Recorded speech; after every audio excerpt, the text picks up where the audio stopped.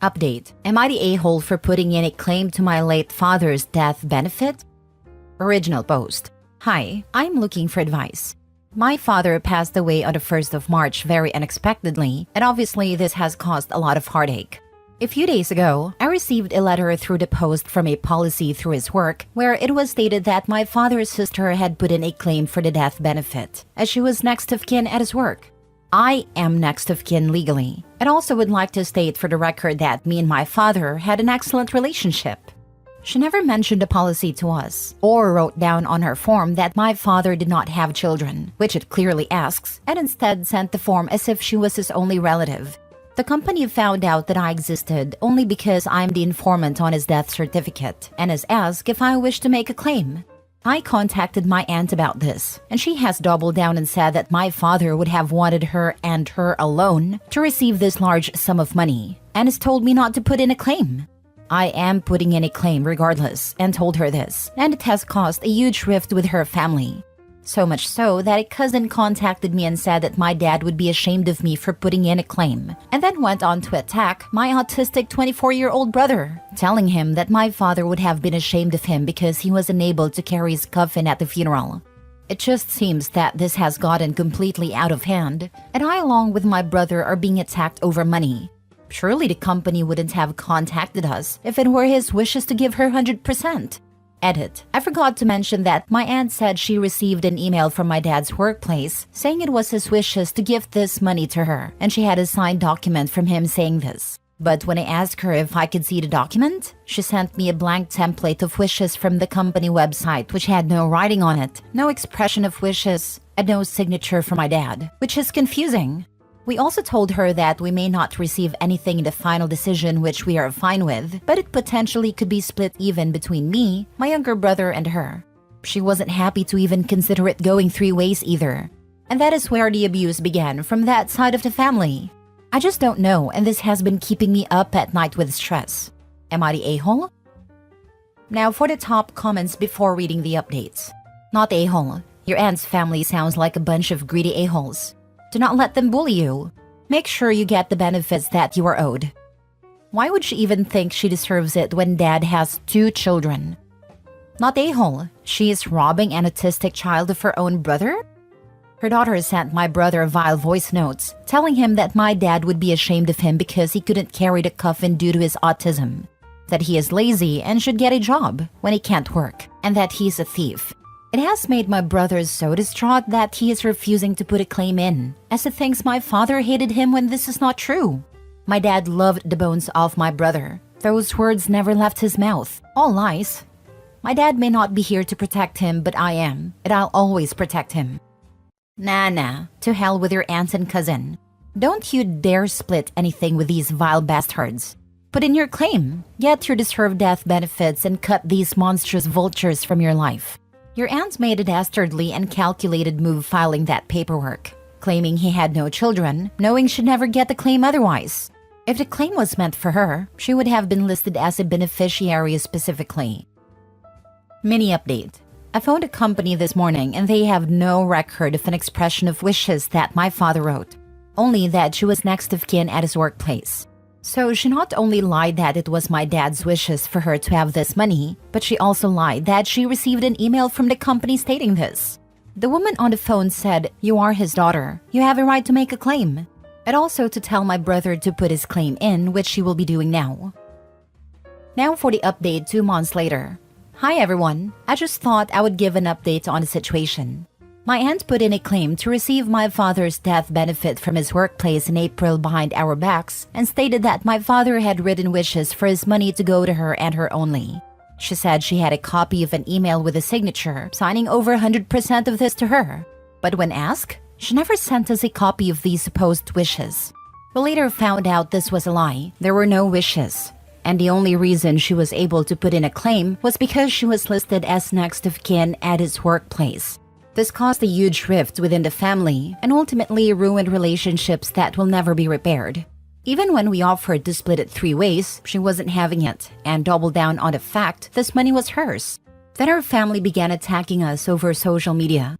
My brother and I received nasty abuse as we put in a claim. We're told my dad would be disappointed in us, that he would be ashamed, and that the payment was to go solely to her.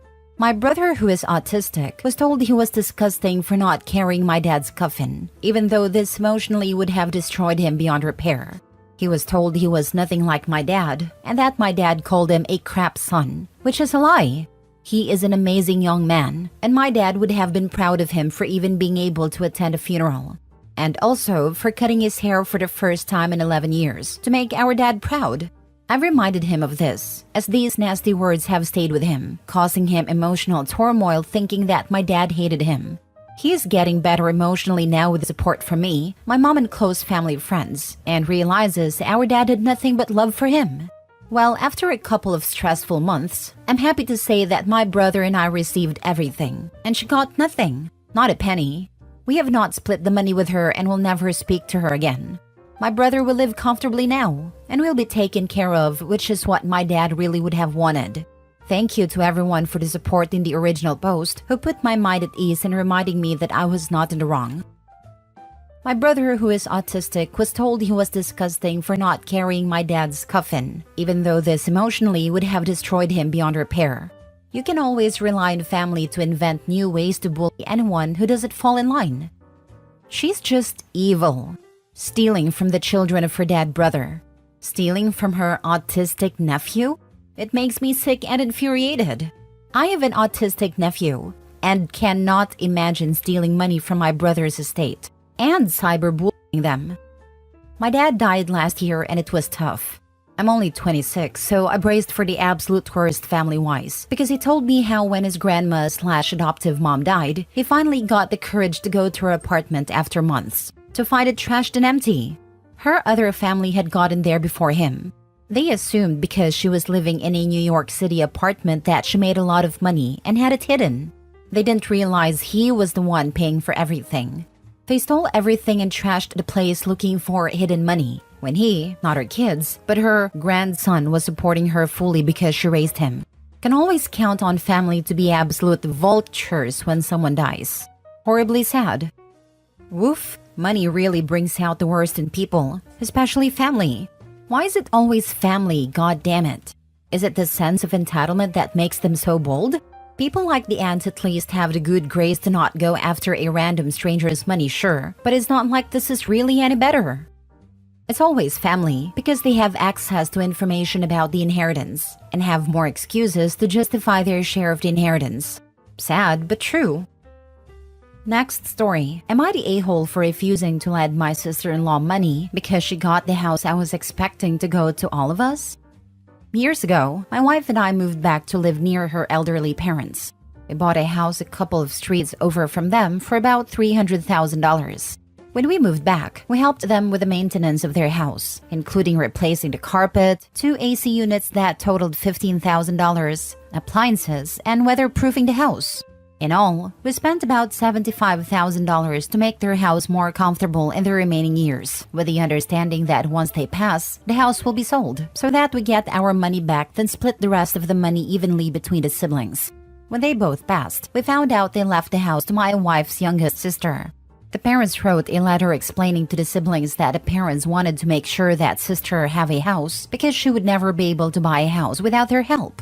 The rest of the siblings all had houses and were doing okay, so they understood and accepted the situation.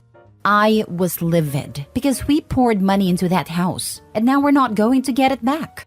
My wife and I argued for weeks until I realized I had to accept the money as gone, or else my marriage would be ruined. Over the years, the price of houses increased dramatically in our neighborhood, and now our house is worth $1.75 million.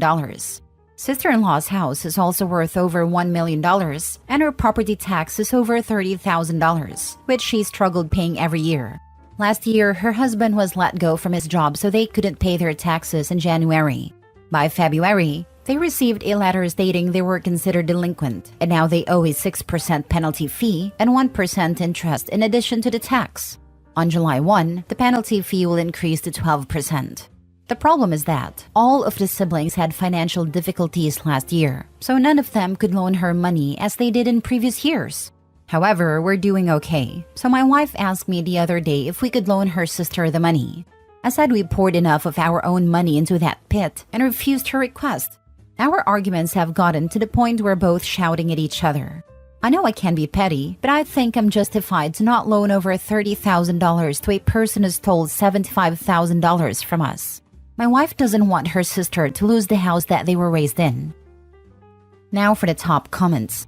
If you pay the taxes this year, what's going to happen in all the subsequent years?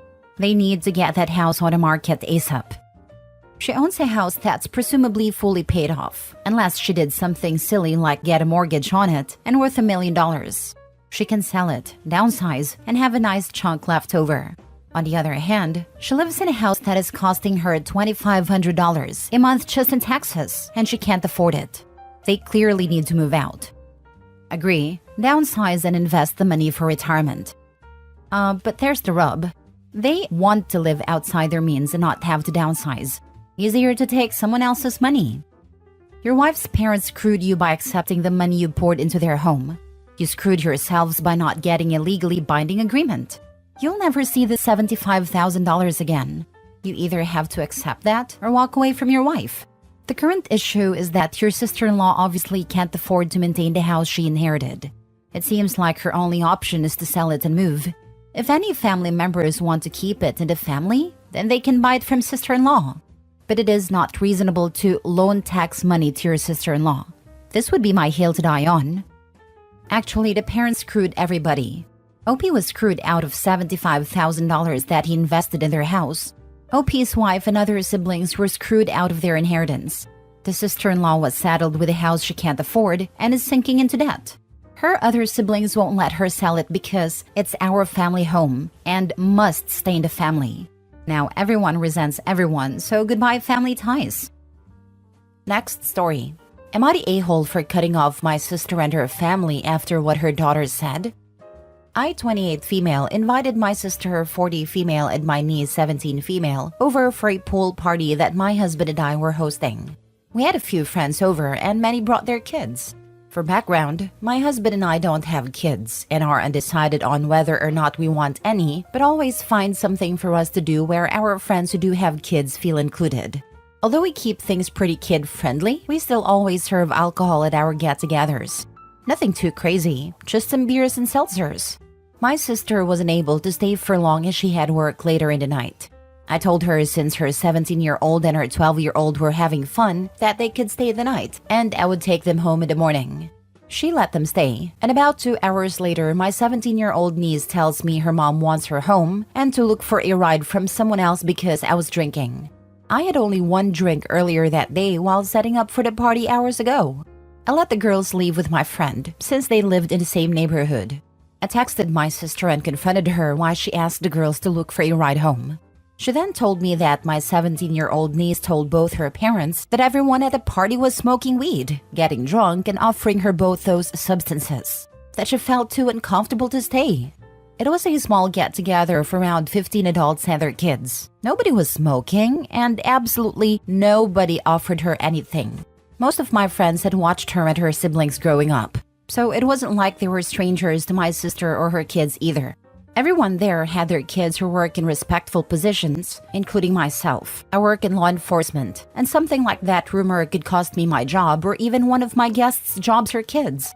My sister then told me that she doesn't think what her daughter said wasn't true, and that my niece even told her that my friends and I did nothing but talk bad about my sister behind her back after she left. Again, another lie. My brother-in-law then became involved and told me that it was no place for him to say who was saying the truth, as everything was all he said she said, and that is sorry that I'm upset. I was livid to find out that my niece would not be disciplined for spreading such rumors, and that they would even believe something like that. I was always the first person they would call to control any situation where my niece and her parents would be fighting or she would run away. They would call me to go pick her up because they couldn't handle her attitude anymore. So tell me, Reddit, am I the a-hole for letting my sister know that I will be distancing myself from her and her family? Not the a-hole, and I would not be alone with niece ever again. From the context, it sounds like the niece is a problem already. Running away, fighting parents. Yep, and the parents gave up actually parenting her long ago, or trying to solve her existing problems. Why didn't the parents ask the 12-year-old? They aren't an infant. If such behavior was taking place, surely the 12-year-old would be able to either corroborate the 17-year-old or torpedo her lies. Unless the 12-year-old is as much of a delinquent as their sister. Your sister and brother-in-law are being willfully blind and allowing their child to ruin relationships. Being in law enforcement, I'm sure you know if you can record private interactions in your jurisdiction without the other party's consent. But I wouldn't be around a 17-year-old again without multiple witnesses or video evidence. What a toxic little liar. Not a-hole. My guess is the 17-year-old threatened the 12-year-old. As a younger sister, I can pretty much guarantee this. Edit. Thank you all for your comments. We do have cameras in our pool area and I will be showing and sending footage to both my sister and brother-in-law. Also, they both work in law enforcement as well and do know what these type of accusations can do to mine and my husband's careers. Another detail to add is that they themselves have been contacted by the school for accusations my niece has said about them, and vice versa, where they had to contact teachers for something my niece accused them of as well. I understand being a parent and standing by your child's side, but they've had to deal with this situation before. Last edit/mini update. 1. My niece is in therapy and has been for a couple of years. It was suggested by her school counselor, and her parents found a therapist, and she sees them like once or twice a month. She has a really bad perception of therapy, as her parents say therapy does not work and is only for crazy people. And now she seems to have the same perception. 2. Not everyone in law enforcement is a cop. Lol. I work more in the clerical side of my department. I'm finishing up school to be more on the psychology side of things. Whereas my sister and brother-in-law work more hands-on with inmates. 3. I told my sister about the cameras and emailed her any and all footage from the backyard in front. She then told me that I was being overdramatic with the whole situation and that we all know her daughter lies. I reiterated how lies like that could cost me my job or my friends' jobs, and she said, "It's not like you have a real law enforcement job." She said that she doesn't feel like an apology is necessary. I didn't feel like fighting anymore and decided that no contact would be best for now. 4. Throwing this in here since it's on the same topic, I spoke with my brother, 26 male, about the situation. Growing up with 3 older sisters, he always knew how to stay out of the drama and always be neutral with all of us. He lives a state away and we don't have much contact besides the occasional "how are you" texts. I told him about the situation and asked how he would handle it. Come to find out, she did the same to him at my wedding about 8 months ago. My brother works with kids, and that could have cost him his job as well. My niece told her parents my brother was sneaking her drinks and they believed her, even though they were at my wedding as well. He said he went no contact after that, since he didn't think the drama was worth it as he lives a whole state away, and doesn't really come visit unless it's for Christmas. Which he didn't this past year, but we all thought it was because he had just been in town for my wedding.